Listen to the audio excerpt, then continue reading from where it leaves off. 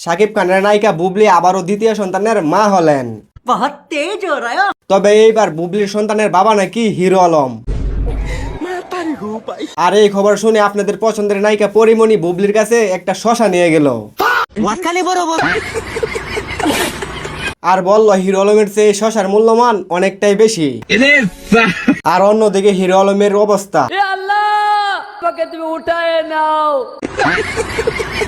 বুবলি দ্বিতীয় সন্তানের মা হয়েছেন। আর এটা রকস্টার সিনেমার নায়িকা সাবিলা নূর শাকিব খানের কানে কানে চুপি চুপি করে বলতেছে বুবলি যে দ্বিতীয় সন্তানের মা হয়েছে এই খবরটা যেন অপবিশ্বাস না জানতে পারে।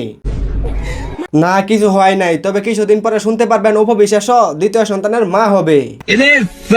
যদি হতো তাহলে ভালোই হতো, সাকিবের ব্রাজিল আর আর্জেন্টিনা দুই দল সমান সমান হতো।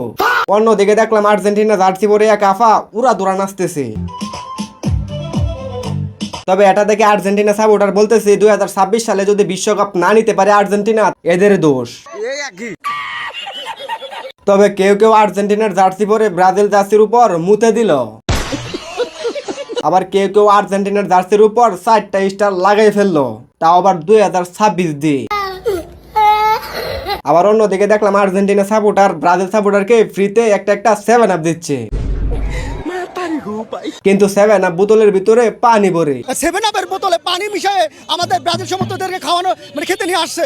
আমরা এর তীব্র নিন্দা প্রতিবাদ করি। তাদের 7 আপ কেনার টাকা পর্যন্ত নাই। যাই হোক, কে কোন দল সাপোর্ট করেন আমি জানি না, তবে আমি মনে মনে এই দুইটাই সাপোর্ট করি।